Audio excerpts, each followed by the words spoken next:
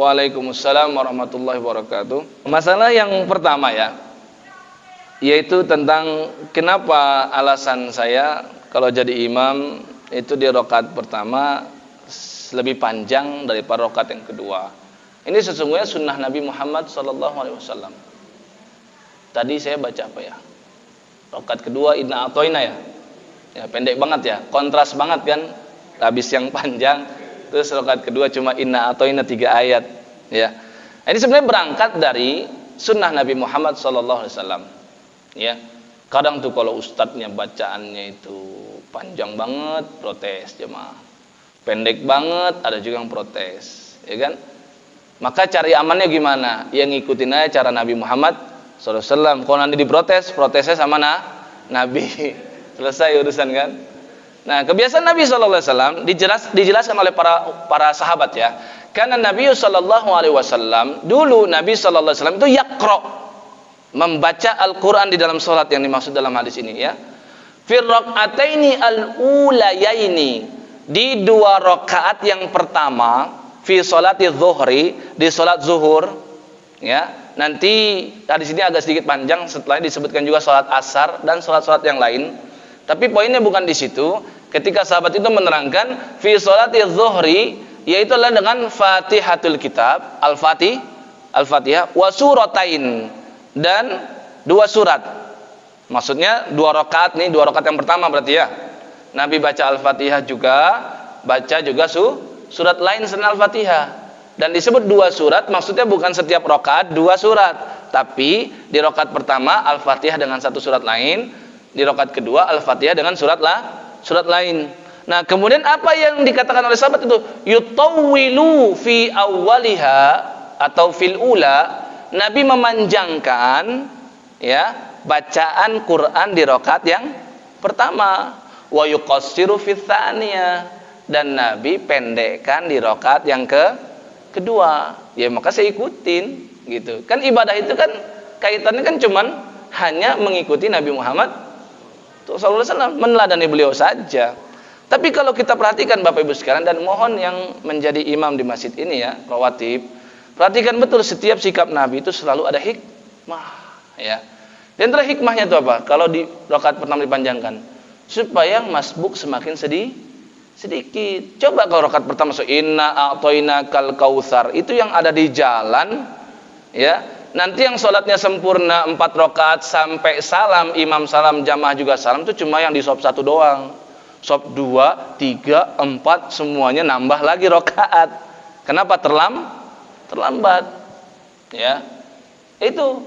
Jadi ada hikmahnya. Semua sikap Nabi, sunnah Nabi itu selalu ada hikmah. Jadi untuk apa? Supaya jamaah semakin tertib. Dan apalagi di zaman Nabi dulu, Pak ya. Biasa Nabi itu kalau misalkan setelah selesai sholat, Nabi itu ya segera untuk pergi.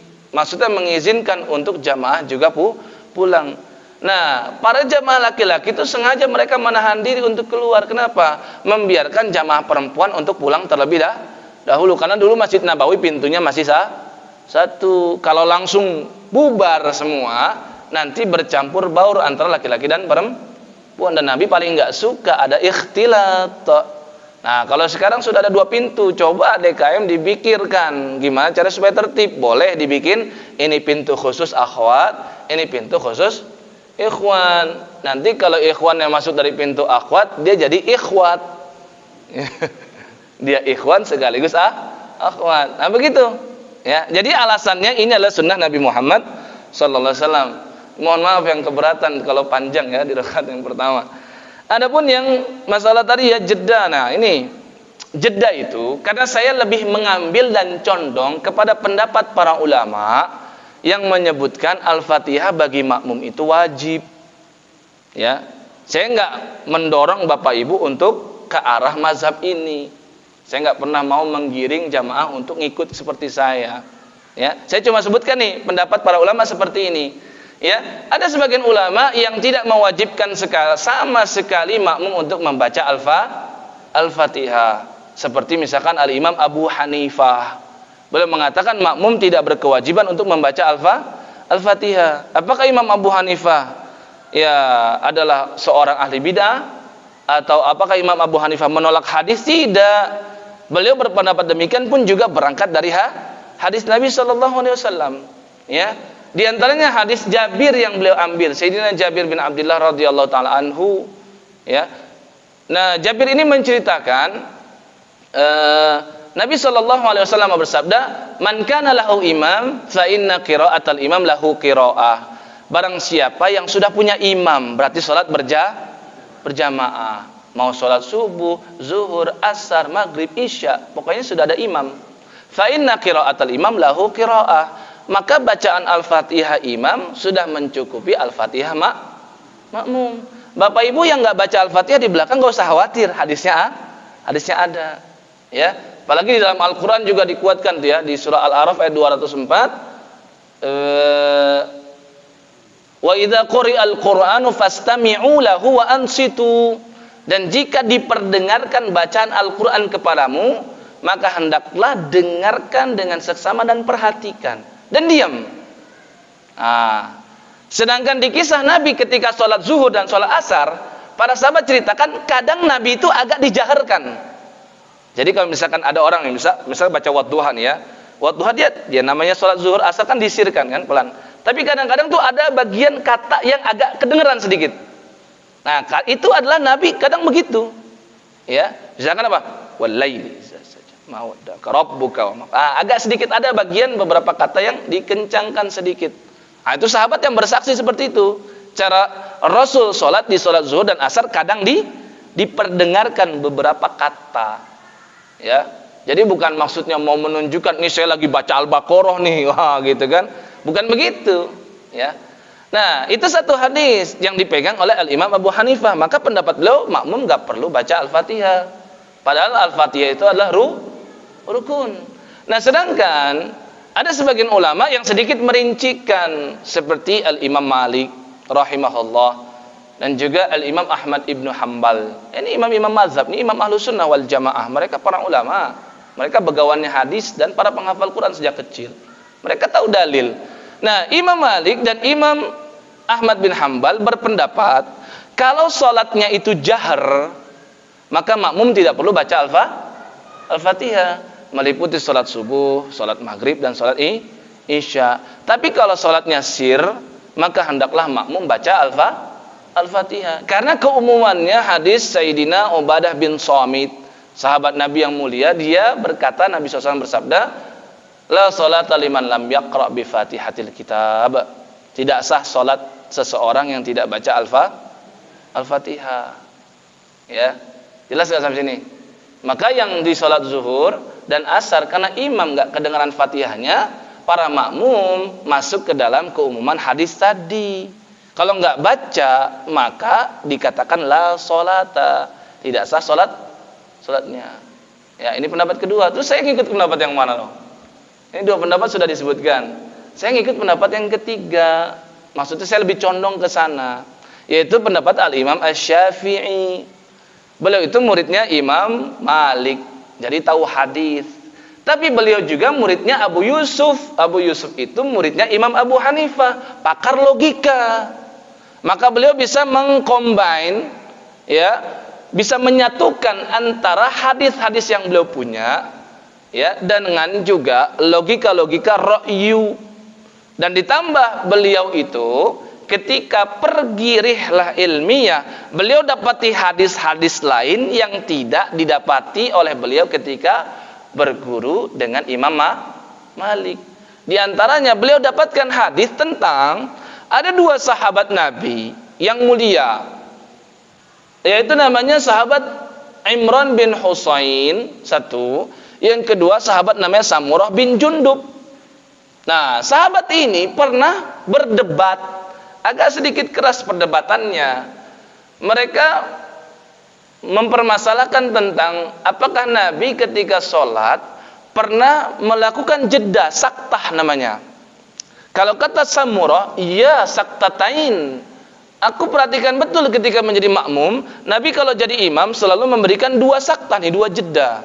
Yang pertama setelah idza kabbaro, kalau Rasul sudah takbiratul ihram. Kalau saktah yang pertama kita paham ya, untuk baca apa? Doa istiftah atau iftitah sama aja tuh, mau disebut istiftah, iftitah sama aja, ya. Nah, yang kedua, kata Samurah bin Jundub setelah Nabi membaca ghairil maghdubi alaihim waladdallin, idza faragha, kalau sudah selesai baca ayat terakhir dari Al-Fatihah, Nabi memberikan saktah lagi sebelum berlanjut ke surat berikutnya. Ya. Menurut Al-Imam Asy-Syafi'i, hadis ini menjadi terang dan jelas Nabi memberikan izin kepada makmum, dalam hal itu sahabat, untuk membaca Al-Fatihah. Terus dua ini sama-sama saling merasa dia lebih benar. Maka dua orang ini bersepakat, kalau gitu kita tanya orang yang lebih ngerti daripada kita. Siapa dia? Sayyidina Ubay bin Ka'ab, sahabat Nabi yang dikatakan oleh Nabi, aqra'uhum li kitabillah, sahabatku yang paling faham dengan Al-Quran. Ya, itu siapa? Ubay bin Ka'ab. Yang pernah Nabi itu membacakan Al-Quran kepada Ubay. Nabi berkata kepadanya, sesungguhnya Allah perintahkan aku untuk membaca ayat ini kepadamu. Terharu itu Ubay. Kata Ubay apa? Ya Rasul, Allah menyebut namaku di sana, gitu. Karena kan perintah Allah, bacakan ayat ini kepada Ubay bin Ka'ab. Berarti kan nama Ubay disebut oleh Allah. Terharu dia. Ya Rasul, Allah menyebut namaku. Ya. Nah, itu keutamaan Sayyidina Ubay. Maka keduanya kirim surat. Ubay bin Ka'ab membalas surat tersebut. Apa bunyi balasannya? Anna Samurata qad hafidh. Yang benar itu adalah Samurah yang mengatakan Nabi memberikan dua jeda tadi. Jeda yang kedua setelah ghairil maghdubi alaihim waladdallin. Maka dari sini Al-Imam Asy-Syafi'i kumpulkan semua hadis tadi supaya enggak mengambil satu hadis dan menolak yang lain. Kalau Imam Abu Hanifah kan ngambil hadisnya Jabir, maka menolak hadisnya Ubadah bin Samit tadi. Nah, Imam Asy-Syafi'i gabungkan semua hadis tersebut agar tidak bertentangan. Maka pendapat beliau, makmum kalau dikasih jeda oleh imamnya untuk baca Al-Fatihah, hendaklah membaca. Dan saya tahu di Indonesia ini umumnya mazhabnya Syafi'i, maka saya menghormati itu. Jadi saya berikan jeda. Yang nggak mau baca ya nggak ada masalah, gitu. Kalau saya ngapain ketika memberi jeda? Ini juga perlu dilihat para imam kan. Kalau imam ingin memilih pendapat ini, terus dia ngapain imamnya? Yang pertama, bisa istirahat sejenak setelah baca Al-Fatihah. Yang kedua, imam sesungguhnya diperbolehkan saat itu untuk berdoa. Karena ada hadis riwayat Imam Ahmad, Nabi sallallahu alaihi wasallam ketika bertanya kepada sahabat yang bernama Salim dari Bani Salamah, ya, sahabat ini kan yang menyendiri sholat Isya sendirian ketika Sayyidina Mu'adz bin Jabal jadi imam baca Al-Baqarah. Maka Nabi tanyakan kepada dia, terus kamu kalau lagi sholat baca apa? Maka dia terangkan, aku cuma baca Al-Fatihah. Kemudian aku meminta kepada Allah surganya dan supaya Allah menjauhi aku dari neraka. Dia baca kapan? Setelah Al-Fatihah. Dan Nabi benarkan apa yang dia lakukan. Nah, jelas nggak sampai sini? Jadi imam kalau memang ingin condong kepada pendapat yang ini, nggak usah khawatir mengisi kekosongannya, ya, dia bisa istirahat sejenak dan dia bisa berdoa kepada Allah. Allahumma inni as'alukal jannah misalkan, seperti itu dan seterusnya. Allahu a'lamu bishawab.